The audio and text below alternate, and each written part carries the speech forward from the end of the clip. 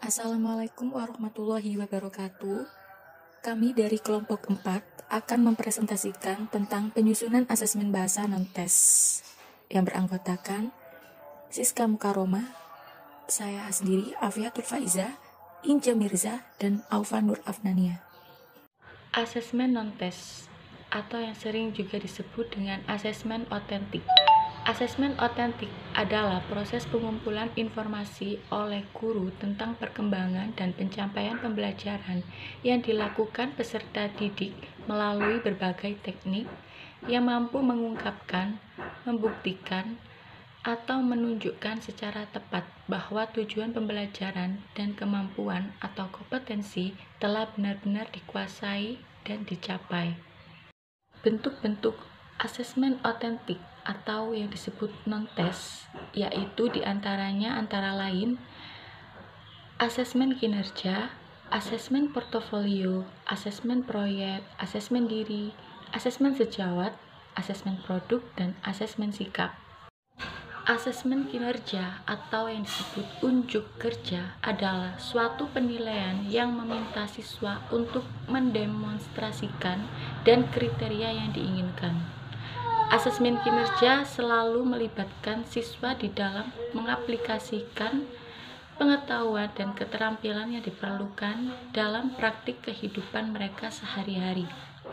Asesmen kinerja digunakan untuk kompetensi yang berhubungan dengan praktik. Asesmen kinerja dalam bidang bahasa umumnya berupa penyajian lisan seperti keterampilan bercerita, berpidato, baca puisi, juga berupa kegiatan pemecahan masalah dalam kelompok, partisipasi dalam diskusi, permainan, bermain peran, drama, dan sebagainya. Berikutnya akan disampaikan oleh rekan saya, Inja Mirza. Selanjutnya, kriteria-kriteria dalam penilaian asesmen kinerja. Yang pertama, generability. Yang kedua, authenticity. Yang ketiga, multiple voice. Yang keempat, teachability. Yang kelima, fairness.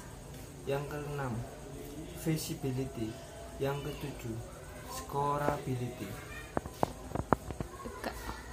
Selanjutnya, teknik penilaian kinerja. Yang pertama, daftar cek atau checklist. Dan yang kedua, skala penilaian atau rating scale. Penyusunan asesmen portofolio. Portofolio merupakan kumpulan hasil kinerja siswa yang menunjukkan atau memperlihatkan hasil pemikiran mereka, minat, hasil usaha, tujuan, dan cita-cita mereka dalam berbagai aspek. Teknik penilaian portofolio. Teknik penilaian portofolio di dalam kelas memerlukan langkah-langkah sebagai berikut. Yang pertama, jelaskan kepada peserta didik bahwa penggunaan portofolio tidak hanya merupakan kumpulan hasil kerja peserta didik yang digunakan oleh guru untuk penilaian, tetapi digunakan juga oleh peserta didik sendiri. Yang kedua, tentukan bersama peserta didik sampel-sampel portofolio apa saja yang akan dibuat. Yang ketiga, kumpulan dan simpanlah karya-karya tiap peserta didik dalam satu map atau folder di rumah masing-masing atau loker masing-masing di sekolah. Yang keempat, berilah tanggal pembuat pada setiap bahan informasi perkembangan peserta didik sehingga dapat terlihat perbedaan kualitas dari waktu ke waktu. Yang kelima, sebaiknya tentukan kriteria penilaian sampel portofolio dan bobotnya dengan para peserta didik sebelum mereka membuat karyanya. Yang keenam, minta peserta didik menilai karyanya secara berkesinambungan. Yang ketujuh, bila perlu, jadwalkan pertemuan untuk membahas portofolio. Asesmen proyek. Penilaian proyek merupakan kegiatan penilaian terhadap suatu tugas yang selesai periode atau waktu tertentu. Dalam penilaian proyek, setidaknya ada 3 hal yang perlu dipertimbangkan, yaitu kemampuan pengolahan, relevansi, dan keaslian proyek.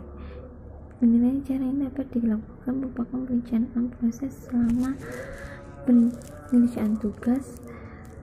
Penyelesaian penilaian dapat menggunakan alat atau instrumen. Penyusunan asesmen diri. Asesmen diri adalah suatu jenis asesmen yang meminta peserta didik untuk menilai dirinya sendiri terkait dengan tugas, status, proses, dan tingkat penyampaian kompetensi yang dipelajari dalam mata pelajaran tertentu. Didasarkan atas kriteria atau acuan yang telah disiapkan.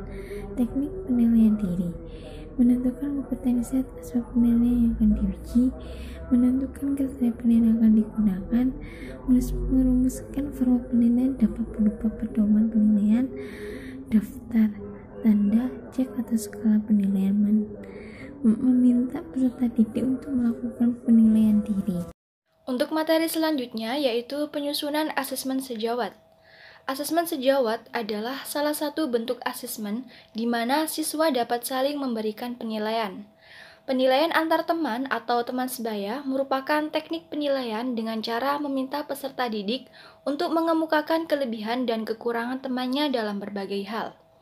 Adapun teknik penilaian teman sejawat, pelaksanaan sistem penilaian ini dapat dilakukan dengan cara yang pertama, masing-masing peserta didik diminta saling menilai temannya dalam satu kelas, baik proses maupun produk. Yang kedua, membentuk sebuah tim yang terdiri dari beberapa peserta didik yang bertanggung jawab menilai keterampilan seluruh peserta didik dalam kelas tersebut. Yang ketiga, masing-masing peserta didik diberi tanggung jawab untuk menilai 3 atau 4 temannya. Selanjutnya yaitu penyusunan asesmen produk. Penilaian produk adalah penilaian terhadap keterampilan dalam membuat suatu produk dan kualitas produk tersebut. Penilaian produk tidak hanya diperoleh dari hasil akhir saja, tetapi juga proses pembuatannya.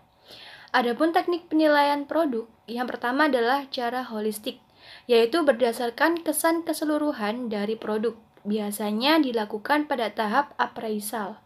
Yang kedua yaitu cara analitik, yaitu berdasarkan aspek-aspek produk biasanya dilakukan terhadap semua kriteria yang terdapat pada semua tahap proses pengembangan. Dan yang terakhir yaitu penyusunan asesmen sikap. Anastasi mendefinisikan sikap sebagai kecenderungan untuk bertindak secara suka atau tidak suka terhadap sesuatu objek. Penilaian sikap dapat dilakukan dengan beberapa cara, antara lain observasi perilaku, pertanyaan langsung, laporan pribadi, dan penggunaan skala sikap.